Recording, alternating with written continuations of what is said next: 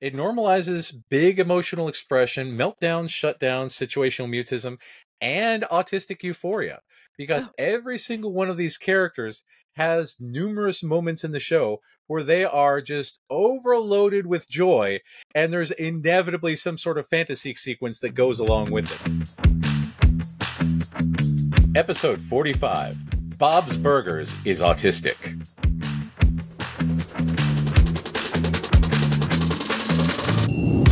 Welcome to the Autistic Culture Podcast. Each episode, we dive deep into autistic contributions to society and culture by introducing you to some of the world's most famous and successful autistics in history. Before we get started, a quick disclaimer on how we use the word autistic. The purpose of this show is not to diagnose the people or characters we discuss as autistic. While some may have announced being autistic, what we're really sharing here is our observation of what is representative of autistic culture. It can sometimes be difficult for autistic people to celebrate our natural tendencies and traits due to the perception of autism as a disorder that needs to be fixed, a long history of damaging medical interventions to get autistics to fit in with mainstream culture, and protective masking skills many of us have developed to try to stay safe. Whether you are autistic or just love someone who is, your hosts, Dr. Angela Loria, the linguistic autistic, and licensed psychological practitioner Matt Lowry, welcome you to take this time to be fully immersed in the language, values, traditions, norms, and identity of Autistica.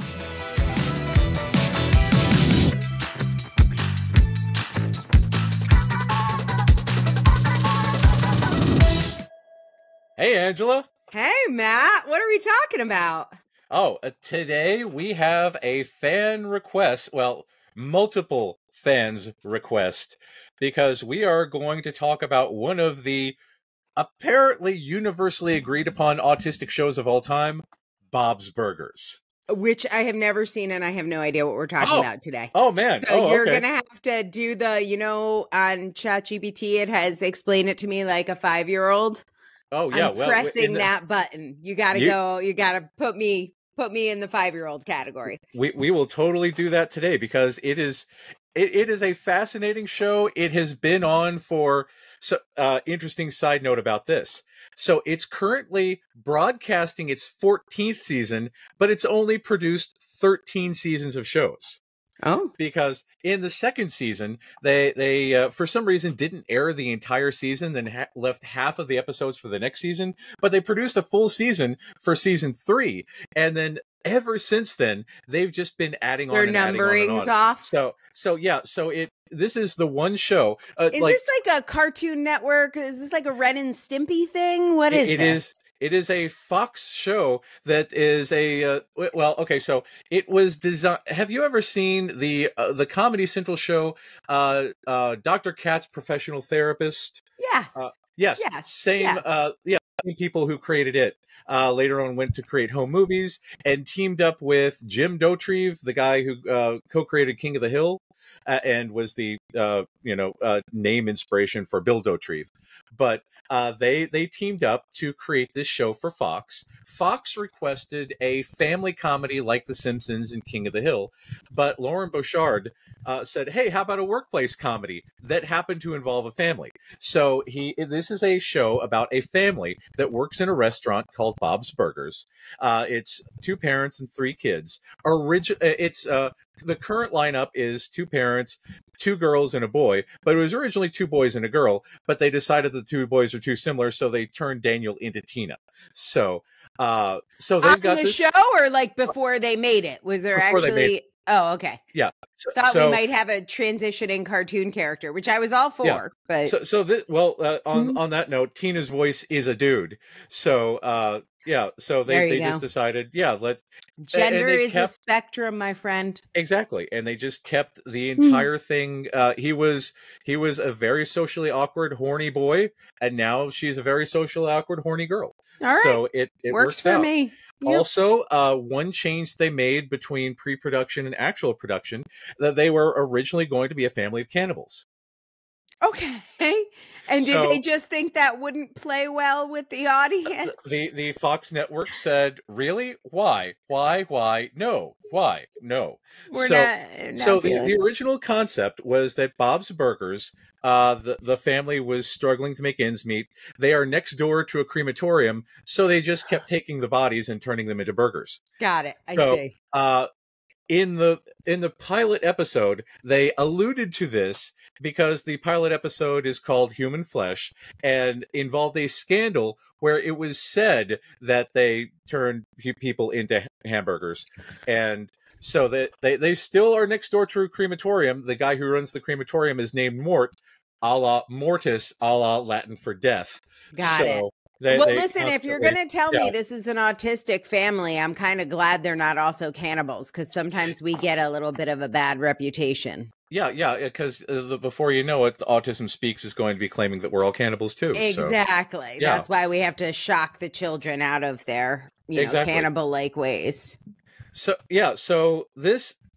In doing preparation for this show, I've spent the past 13 years watching Bob's Burgers because, you never know when you're going to have a podcast to talk about it. Yeah. Right. But when I decided to say, oh, yes, this should be, this week, I decided to Google, and apparently everyone on the internet has already said, oh, yes, they're clearly autistic for all of these reasons.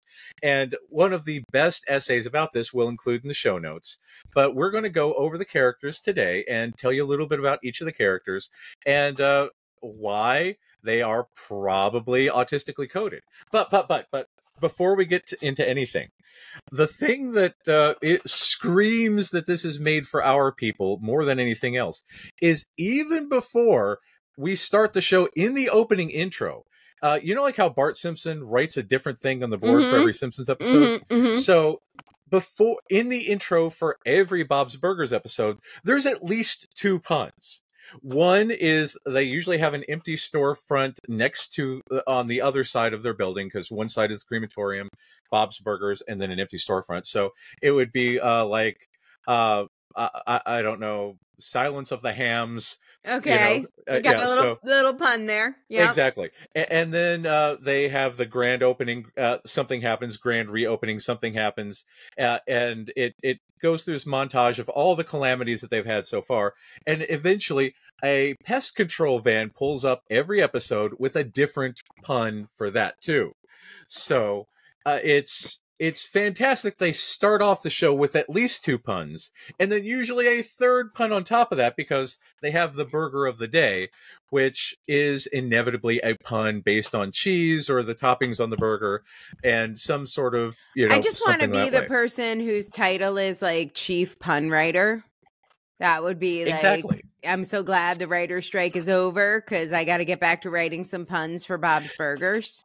And that's the thing, because, again, when the Autistic say that we are very literal-minded, this is our humor of choice, because whereas we do take things literally, we just had the conversation that words have meaning, specific words have specific meanings, but again, that means that we also tend to enjoy a lot of wordplay-based humor. Right. So... Right. It's a very, very this is a non sequitur, but I always like to invite you to DC, and we pretend that we like to leave our houses together. So just in a little fantasy, my favorite museum in Washington DC is called Planet Word, and it's so good. Everyone should go there if you believe in leaving your home, which I don't, but I will leave my home to go to Planet Word.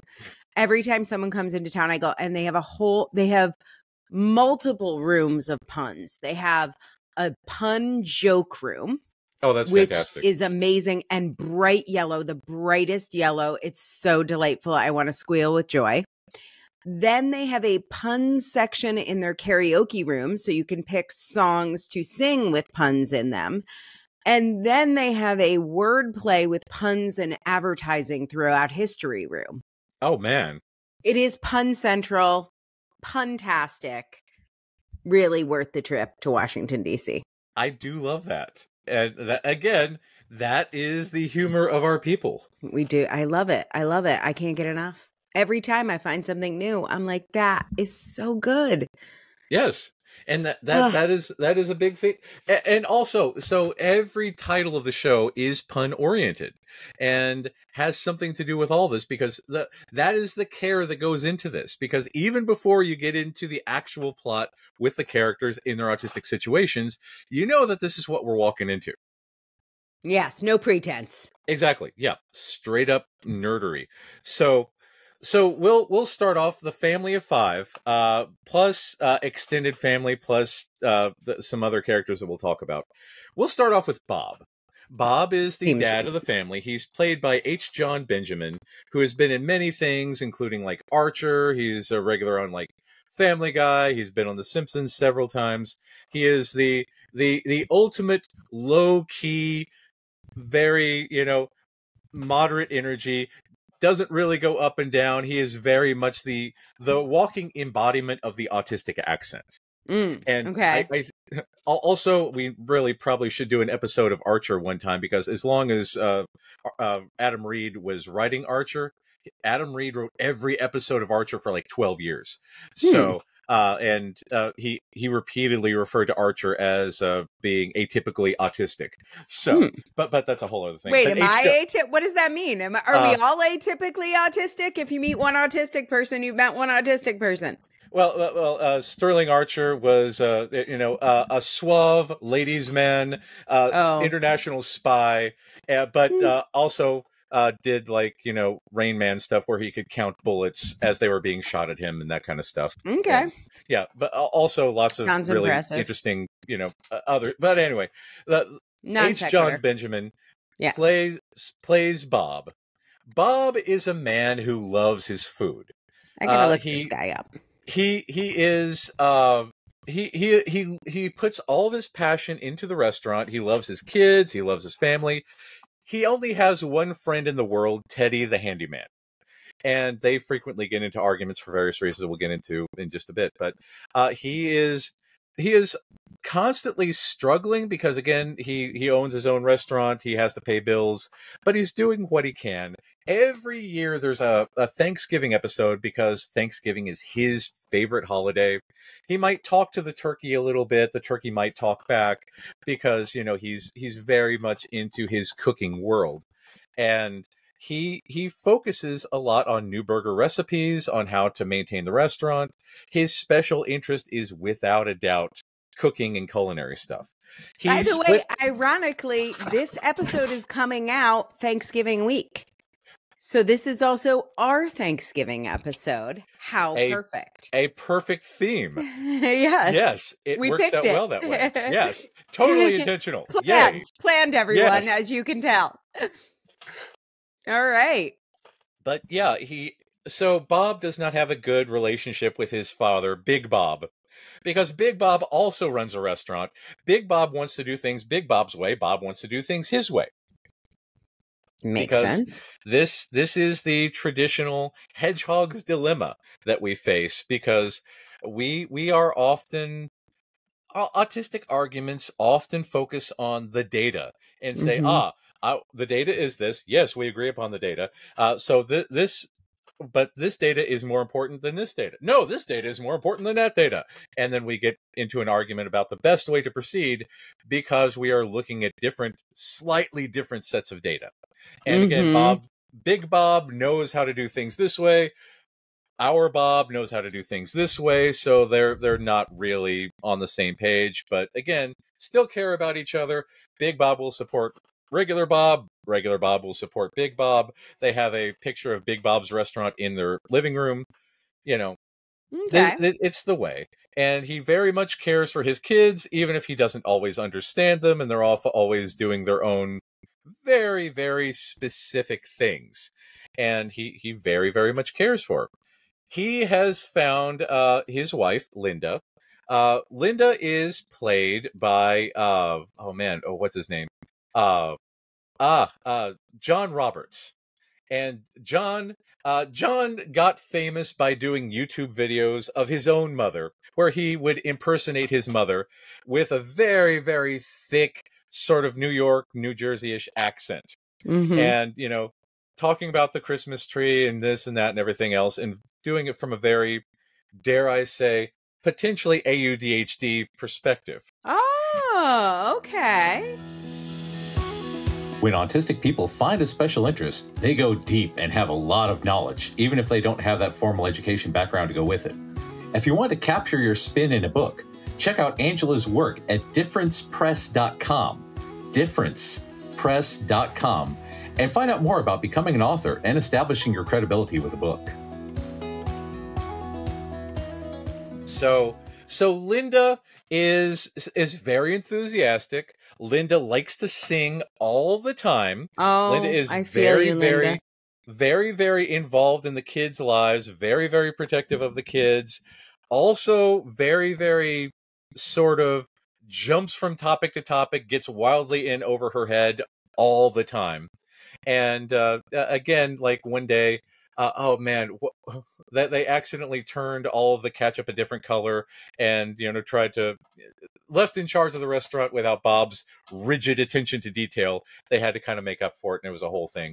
But again, over 13 years, there have been many occasions, one involving like Bob's dead mother and the trying to find her in a graveyard. Anyway, many occasions where she has she wants to create costumes for the kids for various plays, a kaiju wrestling event, all sorts of things. By the way, is that how you say Aikido? Akaidu? Is that the right way to say it? Where the kids were dressed up as gigantic monsters, kaiju. Oh, kaiju. Yes. Kaiju. Yeah. Okay. We are not normal by any means on this show. Okay. So Got it. Yeah, they dressed up as like a giant squid and started wrestling in the local thing as giant squids. So as one does. Got it. Yeah. Makes sense. she is she's a little distracted, but again, still very her special interest is clearly her family.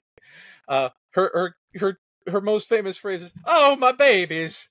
And because again, I've heard that little catchphrase. I didn't know that's where it came from. Okay. Yeah, that's her. She's very interested in making sure that all the kids are happy and healthy. Doesn't necessarily always take the most direct way to go about doing it, but her heart is always in a good place. And again, there many episodes of the show are very musical, and she has a big part about that. Okay. Her sister Gail, on the other hand, is possibly the most stereotypical autistic woman representation. Because when you think of stereotypical autistic woman, what kind of things come to mind? Well, I mean, we have the whole people pleaser kind of autistic woman. We have the like high masking, stays quiet, like good at following the rules. That wasn't the kind I was, but that is very common. Or we have the me and Tina Fey bossy pants approach. Oh, that does that does happen. Yeah. Well, which brand is she? She is the cat lady. Oh, and then we have the cat lady. That is true. I might also be that. Okay, she is the cat lady, crazy cat lady. Yep. And she also does tend to boss people around, especially Bob. The several Christmas episodes. That is we are only bossy because we are right. Just so you know, we are doing it out of love because we have the right answer and we are just trying to help. Because the data suggests that this is how to do things. There are many episodes where Gail has, yes, we absolutely need to do this because, this needs to happen. Yeah. So Bob ends up walking 5 miles in a blizzard. And, this happens. She absolutely needs to take care of her 7 cats. She absolutely needs to do these things. And she is played by, Will and Grace. Molly. Yeah. Molly, Nick Offerman's wife. Oh, God, what's her name? It's not Shanahan. Molly Mullally. Yes. Mullally. Yeah, that. Yes. Megan Mullally. There you go. Okay. Yes. Yeah. Knew we'd get that's there. Her. So, she definitely autistic coded on that. And again, there's a lot of, she doesn't understand why, she has difficulty relating to people because, again, she's very specific in her interests. She gets into very odd situations with jobs and with anytime, it's a Gale plot, that we're going to go somewhere interesting. So that's Linda and her sister. And then we've got the kids. And the eldest child is Tina. Again, originally written as Daniel. So Tina's voice actor is Dan Mintz. And again, she is very, very flat affect the entire time. Very, very much the autistic accent. Tina's catchphrase is, because she just freezes and doesn't know what to say. Does she have that, like, vocal fry, like Violet from the Incredibles, like that sort teen of vocal fry? Yeah. Very much so. Again, she's a teenage girl played by roughly a man in his 40s. So yeah, doing what he can with what he got. Okay. So she is very, very much a horse girl. She loves horses. She loves collecting horses. She loves writing stories about horses. She watches the in-show version of My Little Pony. By the way, see our My Little Pony episode. That's a good one for autistic horsey things. Ponies are autistic. She goes to the show version of the My Little Pony convention. And she also writes friend fiction, which is where, she has sort of the teenage version of erotica, where they get to hold hands and look at butts. Because, because again, she's very, very inexperienced in the ways of the world. So this is some episodes, like they had a Blade Runner episode because the family just watched Blade Runner together, and she turned it into sort of a middle school romance. And she very, very much wants a boyfriend, specifically Jimmy Jr. Jimmy Jr. is also played by John Benjamin, who ends up sounding like her father, so there's some Electra stuff going on there. But Jimmy is the son of Jimmy Pesto, Bob's rival. Jimmy Pesto owns a restaurant down the street, a pizzeria, and Jimmy Pesto has not been seen on the show in 2 years because his voice actor participated in the January 9th insurrection. So when he tried to overthrow the U.S. government, but yeah, when he tried to overthrow the U.S. government, the producers had an issue with that and fired him. So strangely enough, as I was again Googling for today, turns out that Jimmy Pesto may be back on Sunday's episode. So by the time this airs, there may be a new voice actor for Jimmy Pesto. So we'll see. Oh, character might be back on, but the actor we have committed to not allowing. Actor will never be back, but again, they never killed off the character, so he may be back. But Jimmy Jr., played by H. John Benjamin, is also incredibly awkward. His best friend Zeke, they have a very healthy masculine bromance thing going on because they're very supportive of each other. Zeke will attend every function that Jimmy Jr. has, slightly codependent, but they're very, very supportive of each other. And Tina's a little jealous of his relationship with Zeke because she wants that position.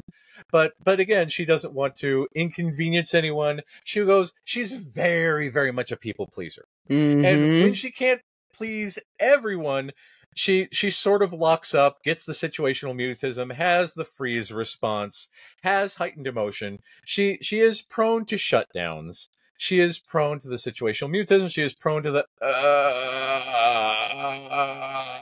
sort of response. And this is a big, big thing for her.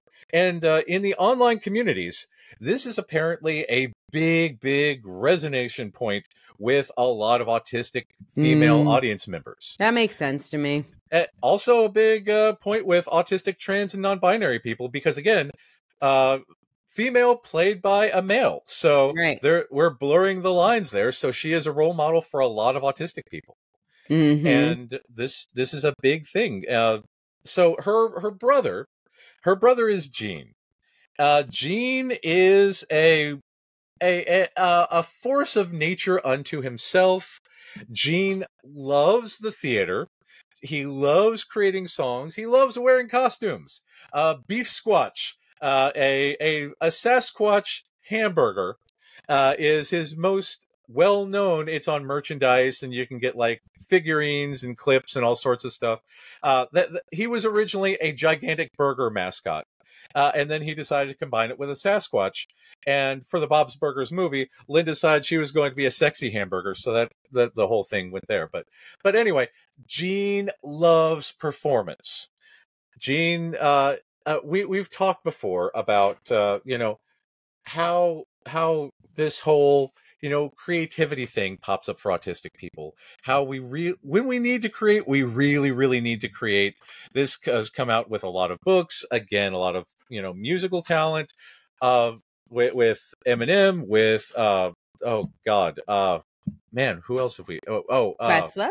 Questlove, yes. Mm-hmm. There are a lot of autistic people who just need to make music.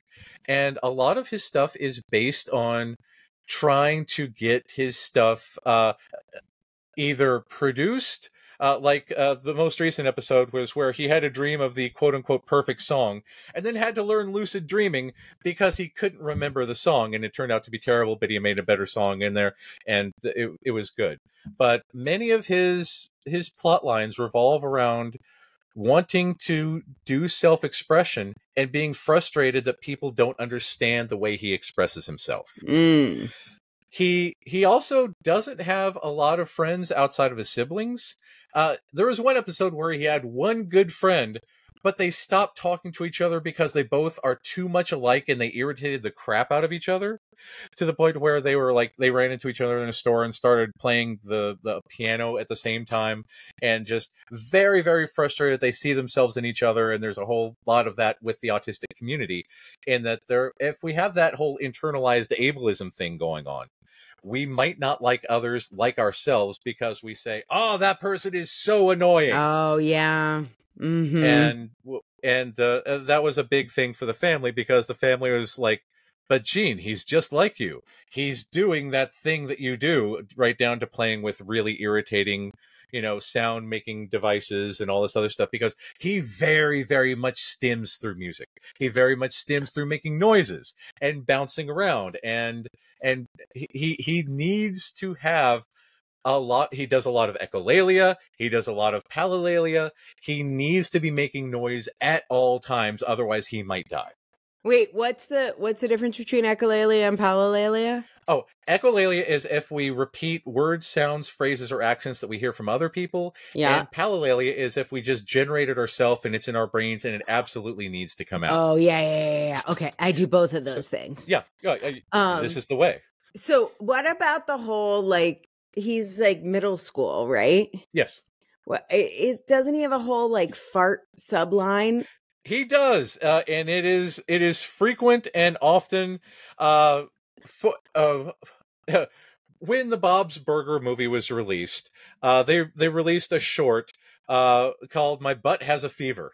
Okay, and it was actually made like a year before that, and it planned to go out with another movie, but the pandemic happened and they shifted things around. But yeah, it's a school talent competition. This is his song. The guidance counselor, Mr. Fraun, probably also autistic, we'll talk about that later, is horrified and needs to stop it. But again, he must perform. Is it a song about farting, or is the song actually farting? Is it like... Oh, well, I mean, it's that particular song is about a butt that has a fever. Oh, that's about a butt with a fever. Yes. Yeah, but again, there is also frequent fart jokes. There's also frequent fart noises. Usage of fart noises in songs. Well, because that's what I wanted to know. Flatulence. Is that stimming? Is farting? Like that's got, like, there's some interoception things there. Like, there's sound things. If I was an 11-year-old boy, I could see getting super into that. Or burping or something. Yeah. Like, I mean, one thing, if your body feels like constricted and it feels better when you release gas, that's good. If you like the feeling of your butt vibrating, that's the thing. If you think it's really hilarious to hear a fart sound, which can be pretty hilarious. In the late 19th century, there was a man who was on Broadway called Roland the Farter. Okay. And he made a living out of doing maybe it was vaudeville, But anyway, his living was being able to fart continuously on command. Oh. So he made a very lucrative living. So I after you listen to us with our podcast, or you can put it on pause depending on where you are, look up Roland the Farter and say, "Oh my, I didn't know that was a valid occupation." Put that in the show Perhaps notes. I'll look into that. Yeah, we'll find that. Roland the Farter. Mm-hmm. Yeah, he's that's the definition of I just know we have a lot of parents that listen to the show because you all write to us and comment on our Substack. And like, I just think having an 11-year-old boy, like middle school boy, this is like normal for anyone, like 100% of middle schoolers, especially middle school boys. But then when you add some of those like body sensations or sound sensations and knowing how our hyperconnected brains work, it could easily be something you get stuck in a loop on. Oh, so it turns out that Roland the Farter, I just found him, was not vaudeville. I was thinking of someone else. Roland the Farter was let's see here, referred to variously as Roland de Sarkere, Roland le Fartere, Roland le Pator, and Roland the Farter. He had a single job in the court of King Henry II. Oh, farting. See? One jump, one whistle, and one fart executed simultaneously. So I don't know who I'm thinking of that was a vaudeville farter. But it must be out there. Comment. Yeah. You guys tell us. Drop it in the comments. All right. I didn't mean to throw you off your game with the kids, but that's okay. Yeah, because again, just wanted to shout out to the parents out there. Do the audience have professional knowledge of farting? If so, let us know. We're open. We're always learning. We're here to learn. Yeah. Especially about flatulence. Who knew? Right. Yeah. So I can see this as being a stimming thing. I can see this as, again, if you're in middle school and you want to make a name for yourself, because again, Gene really, really wants to, be into theater. If you're going to write to your audience and his audience is middle schoolers, there's going to be farts. Yep. All right, who's left? We have one kid left. Did we get through all the kids? One kid left, and then we'll talk about some people in their orbit. Tina. Tina is possibly the least stereotypically autistic, but she only wears bunny ears. She, of course, being cartoon characters, they always wear the same thing every day. But since birth, she's worn a pair of pink bunny ears as a hat and will not take it off for any reason. And it has been explored many, many times, talking about the origins of her bunny ears. But when it comes down to it, she will not change. She very much has a PDA profile. In that, if she is told to do something, especially by her mother, she will most certainly do the opposite. She's always looking out for a way to... she has a very neurotypical vibe in that she's always looking for ways to earn money, ways to get candy, ways to get, whatever, get her needs met. And she often, puts her siblings a little exploited in that regard. But again, as soon as you tell her no, for instance, like there was an episode where there was a cave full of jagged rocks. And there was supposed to be a bowling ball in there that she wanted to go get. And somebody said, "You should absolutely not go into that cave because you will certainly die." And she said, "Well, now I have to." So in order to go into the cave and retrieve the bowling ball. Matt. Yeah. So, like, you've told me not to. Now I must. Sorry, now I must. Yeah. There is no other option. And Tina, the entire time, was saying, "No, you cannot do this. Do not do this." She was the voice of wisdom. And eventually they had to give up because, again, they almost drowned on jagged rocks. So, but Tina, when it comes down to it, she is protective of her family. She is protective of her siblings. But most adults, especially her teacher, especially Mr. Frann, the counselor, she really, really does not care for authority in any way, shape, or form. Very, very much eschews all sort of authority. Very much an agent of anarchy in that regard. But again, very PDA profile. If it's something that she wants to do, she will not deviate from that course. She is very monotropically focused on whatever her mission is for that episode. Mm-hmm. And this is the way. And so let's come down to Bob's friend Teddy. Teddy is a handyman and the most frequent customer. Teddy and Mort, the guy who works the crematorium, they are the most frequent customers of Bob's Burgers. But Teddy has a near fanatical drive for the burgers. If they don't open on time, he's standing outside, bouncing up and down on his legs. He freaks out if things don't go according to plan. He freaks out if schedules are changed. One episode, he freaked out because Bob didn't have a burger of the day, and there's always a burger of the day. Where's the burger of the day, Bob? When are you going to come up with the burger of the day? He's very much into fixing things. He loves, because again, he's not great in most areas of life, but he will fix just about anything. And this is his niche. Even if one time they went to his apartment, and his apartment is filled with broken stuff that he likes to fix.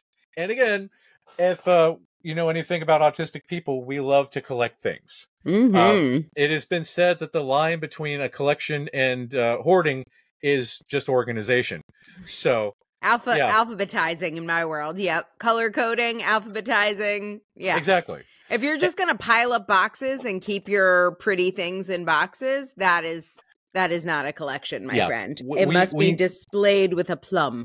Exactly. We need the space to display our awesome stuff. Again, another reason why I need a bigger house, because I need much more room for books. I need much more room for cool things. Because as Kinsey said, one of the greatest things in life is displaying and rearranging our stuff. Yes, that's why we love Kinsey. Yes, he was very happy to display his little buggies. This is the way. And so there was one episode where Bob and brain fart. Teddy. Oh God, I just said it. Okay, so Bob and Teddy, we're going on. So Bob needed to go someplace with Teddy for an errand, but Teddy had to keep stopping at place after place after place because Teddy had promised to do this for this person and this for this person and this for this person.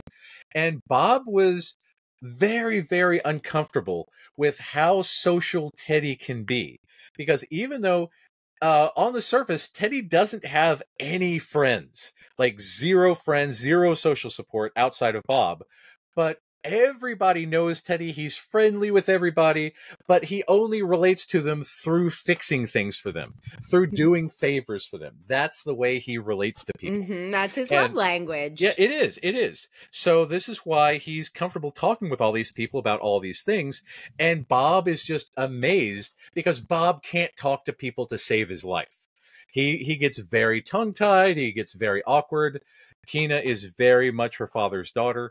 And Gene is very much his mother's son, and Tina is a weird, chaotic combination of the two.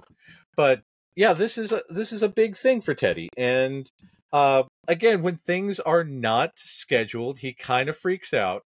He takes things incredibly literally.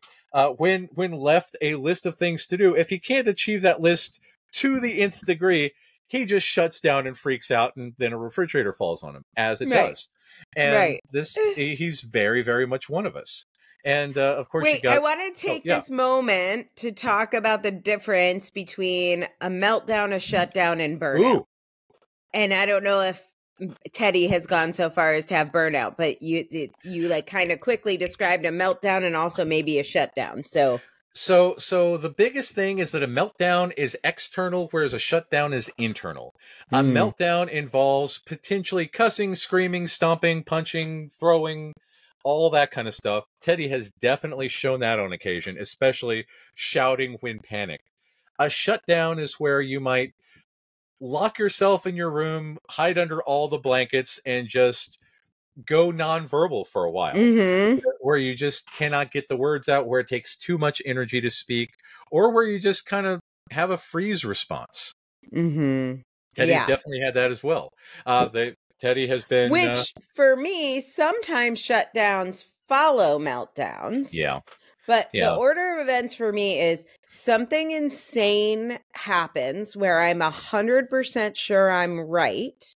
and then the people around validate the wrong thing. So it's usually some illogical thing that makes no sense, where it's very clear and right. And then I explain it to someone in a emotionally ranty manner, where I am expecting them to agree with me. The correct response is, that's crazy. How did that happen? That's so wrong. We must take up arms against our oppressors. But instead the response is some sort of defense that I don't understand. So now I'm like, or the response is, why are you yelling at me? Yes. When I am obviously not fucking yelling at you. I am yelling about the insane situation. We were on the same side, and now you have ruined it. Yeah. So when they like make me the bad guy, which literally happens 80% of the time, or when they want to play fucking devil's advocate, when I have been wrong, don't mess with my sense of fairness and justice. Yes. Like either of those two things, when I'm having a ragey, is like, I'm having a meltdown. It's not about you, but now I'm going to go into shutdown mode. And this is why God made closets, Matt. I don't know if you know this, but since I was probably 7 years old, my favorite place has been my closet. I have piled clothes on the floor to sit on. I have upgraded to blankets and rugs, but shut the door, put me in my closet. Do not talk to me. Do not look at me. I'm done. I am offline. One of my mother's favorite pictures that she hung in the hallway for years was, as a kid, I got very mad at my parents. I just went into my room, locked myself in my closet, and just fell asleep in there. And after a while, they eventually came looking for me, found me in the closet, and took a picture of me sleeping in my closet. And because again, we just and want to usually get away that will from become a family joke, right? Yeah, because exactly. I like my family likes to put food in my mouth while I'm in some sort of narcoleptic sleep, trying to escape from their torture. And then they will like put up fucking popcorn in my mouth and take pictures and post it on Facebook and laugh at me. Of course, which is also a delight. Yeah, because why help when we can make it far worse? Right. We love sharing stories of autistic culture. And if you are seeing yourself in any of these stories and you're wondering if maybe you're one of us, or maybe you're already diagnosed or self-diagnosed, and you want to know if Matt can help you live your life better and be more authentically autistic, check out his website at mattlowrylpp.com. That's Matt, M-A-T-T, Lowry, L-O-W-R-Y. And then that LPP, it stands for Licensed Psychological Practitioner. So head on over to mattlowrylpp.com and learn more about working with my buddy Matt. Yeah. Right. So I think that distinction is really important, because meltdowns are like external circumstance. It just doesn't feel like you could do something. Like people would often say to me, like, count to 1 or take a deep breath, or like, you should calm yourself. Have you tried meditating? Those are not those are not indicated. No. It doesn't work. Just let me vent. It'll be fine. It'll be over. Yeah. Unless it turns into a full-blown shutdown because I didn't have that pressure valve. Yeah. And that's a big thing about this show, because it normalizes big emotional expression, meltdowns, shutdowns, situational mutism, and autistic euphoria. Because every single one of these characters has numerous moments in the show where they are just overloaded with joy, and there's inevitably some sort of fantasy sequence that goes along with it. Oh my God, so one good. time Bob was in the zone. He was in the flow state cooking Thanksgiving, and he went into My Neighbor Totoro. And the turkey became Totoro, and there was this great fantasy sequence that was directly lifted from Miyazaki. And it is I have a Thanksgiving playlist, and it's mostly Bob's Burgers for this very reason. And that is a Thanksgiving favorite. Wow. I love that. I feel like I want to know what else is on your Thanksgiving playlist. I've never had a Thanksgiving honestly, playlist. It's pretty much all Bob's All I know Burgers, is the whole Timothy Turkey debacle. I don't know other Thanksgiving Charlie songs. Brown, Garfield. Both Charlie Brown and Garfield have the least known episodes in their Thanksgiving holiday spectacular. And like a few others from different episodes of different shows, like, you know, if they decide to have Thanksgiving at Cheers or something. Yeah, I was going to say, I remember the Cheers Thanksgiving episode. Yeah. All right. WKRP in Cincinnati with the turkeys when they found out the turkeys couldn't fly. Missed that one, although I did love WKRP in Cincinnati. Yeah, they decided to release a whole bunch of turkeys out of a helicopter. Because they thought the turkeys could fly. Oh, wait, that does sound familiar. Yes, that didn't, I do, just it got was the flashback. Yeah. Yes. Wow, okay, that was back from the archives. I thought you were too young for that. I'm very old. Not true, true, my friend. The kids can't come to me with their skibbity toilet comments because I don't know what that is. But it's there's a lot of other characters. They've added. I want to go back to Teddy and his meltdowns very briefly, not to harp on a topic, but how do other characters treat him, either when he has a meltdown or after? Well, that's the thing about Teddy. Well, at least in the show. Because again, Teddy does not have a lot of friends. He does not have a lot of social support. So it's inevitably the Belcher family. And inevitably, there will also be ensuing panic before, like, Linda will want to take care of him. Bob will freak out, want to isolate because he doesn't know what to do about it. And then he will, relate to him. Inevitably, everyone triggers everyone else, but they find a way to come together. Yeah. Okay. Nice. Sounds like a neurodivergent family. Exactly. Because that's the thing about us. This is how we learn to be neurodivergent together. And we must learn what we need. We must learn how we can get our needs met. And we must learn how to take care of the people that we love. Yes. And again, that's the thing about there's tons of other ancillary characters. There's a limo driver who very autistically coded, no social cues, lots of other, but those are the main ones. And again, since we try to keep these things to an hour, because I could talk for 15 hours about Bob's Burgers, but yeah, that might be a wee bit long. Do you think this is on purpose, or is autistic culture just fascinating to watch? Honestly, I think it is, because when you look at, again, Lauren Bouchard's career, Dr. Katz, professional therapist, done in squiggle vision. I was talking with somebody the other day about, being hyperverbal, and that again, back to the puns, that our humor is very language based. Dr. Katz literally had entire static scenes with just mouths moving, where they were describing things like back in the day before The Daily Show, Jon Stewart was a guest on there talking about his life, and it's essentially listening to a radio play about life. Then there was Home Movies, again, very language-based. There was Lucy, Daughter of the Devil, also featuring H. John Benjamin. Every one of these things. And since then, he's done, like, The Great White North, Central Park. Is it Central Park? But again, all these things seem to be very, very centered. And again, it's on an outside basis. I tried to do research to see if he happens to be autistic himself, but I could find very, very little. So I can't say one way or the other, but there's a lot of neurodivergent representation, even without outright stating it. So it seems like it's on purpose. Yeah.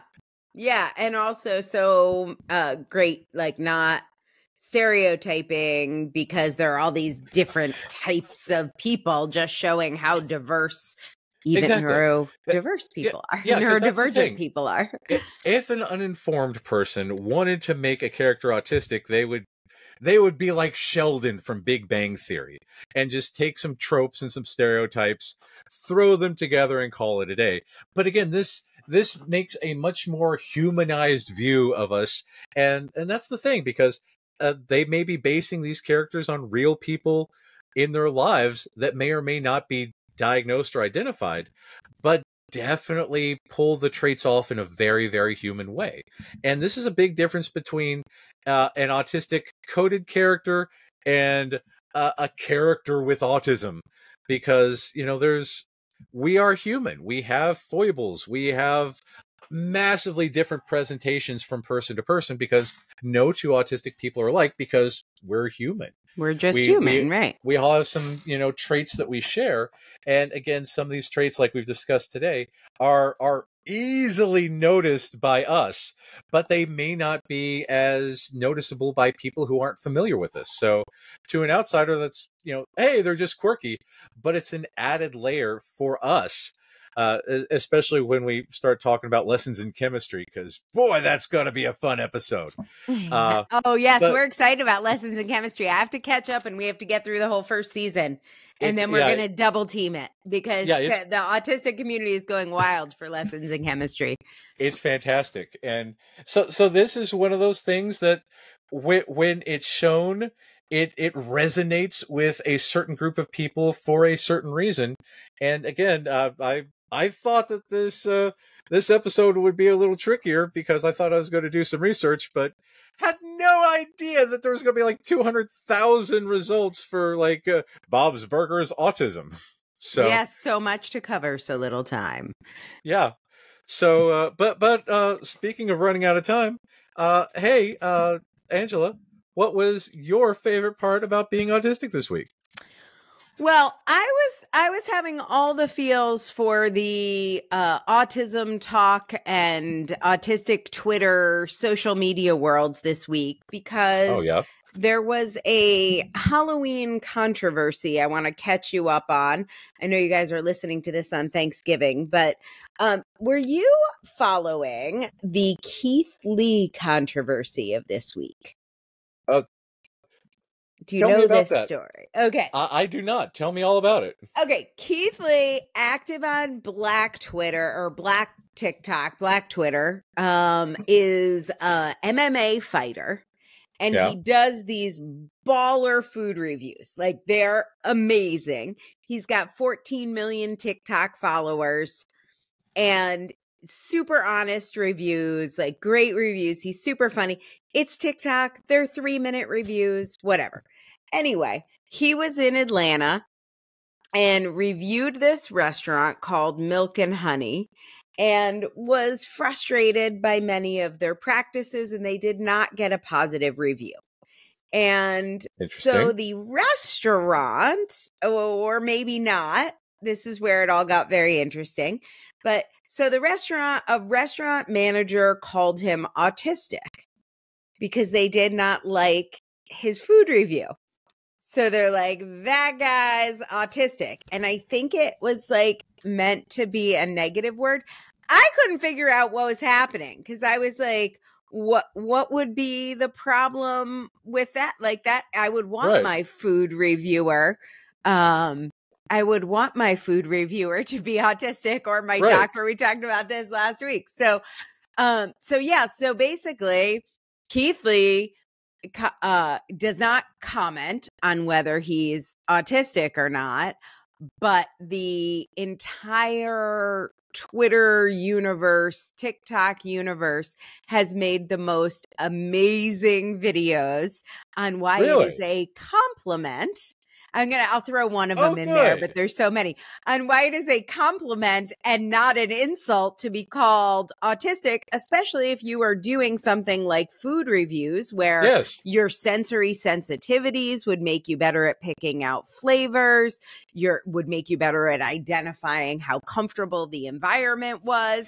So they've gone into every aspect of autistic culture and specifically said why they think it would actually be good if he were autistic. Now, Milk and Honey, it's called The Real Milk and Honey of Atlanta. They attempted an apology. Oh, apologies. How well did that go? Oh God. They basically just like played a version of Shaggy Wasn't Me. They're like, listen, wasn't our employee that called you autistic.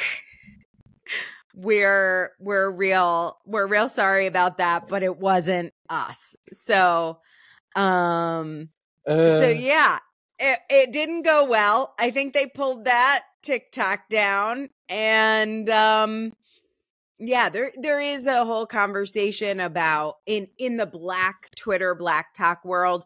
There's this whole conversation about, as a Black reviewer, this is a Black restaurant, and should he be supporting that Black restaurant because now that restaurant has been harmed. So there's a whole nother conversation that's going on, not about how cool it would be to be an autistic food reviewer. Right. But I just wanted to point out that I enjoyed the people who were recognizing autistic culture as something that would be a positive factor. And we're going to reclaim that narrative. You can't just like call us autistic like it's a negative thing and it makes sense to us anymore.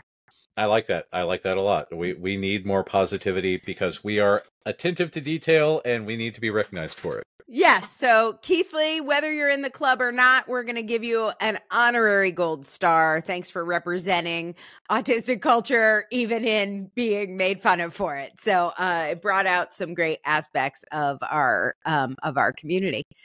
So that is my favorite thing about being autistic this week. We will be back next week on the Autistic Culture Podcast. We hope, if you are listening to this Thanksgiving week, that you have a lovely holiday. We always love hearing from you. We love your show suggestions. You can leave them by going over to autisticculture.substack.com. It's a little confusing if you've never been there before, but you can either put in your email address if you want us to give you updates when a new show comes out, or just skip the button. There's a skip button right underneath, and it just says skip and see inside. You can go right inside without giving us your email address. We don't require it at all. All of the podcast episodes are free. And if you ever want to throw us a little donation, there is an option to upgrade to paid. We have also this week coming up a Q&A with Matt and I for our paid subscribers. You might miss this one depending on when you're listening. You might be able to just get in there. But if you've got some questions you would like to ask Matt and I, we are going to do that coming up really soon, and we'll do it regularly so you can upgrade to paid and find out about the next one. If you missed this one, all the details are over on our Substack page. There are other great goodies for those who help us to defray the costs. Just to give you a quick sense, we have an audio engineer we pay. We have a content manager we pay. Matt and I donate all of our time. Neither of us make any money. We are giving back to the autistic community. And we also hire autistic people to work on the show. We would love your help paying for our amazing team if that fits your budget. If it doesn't, do not worry about it. Do not stress at all. Completely optional, but if you want to, there is that upgrade button. So I think that's all I got. Matt, you got anything else before we say goodbye and happy Thanksgiving? I just hope that everyone enjoys their chicken McNuggets on Thanksgiving. Nugs, loving them nugs. Happy Thanksgiving, everyone. Happy Thanksgiving. Thanks for listening to the Autistic Culture Podcast. If you like this show, you can help other people find it by taking a few minutes to rate and review on Spotify or Apple Podcasts. You can find out more about writing your book with me at differencepress.com. That's difference, DIFFERENCE, press, PRESS.com. Or getting a psychological evaluation or consult with me at www.mattlowrylpp.com. That's M-A-T-T, Matt Lowry, L-O-W-R-Y, L-P-P, as in licensed psychological practitioner.com. We hope you enjoyed today's episode, and remember, no one ever changed the world by being like everyone else.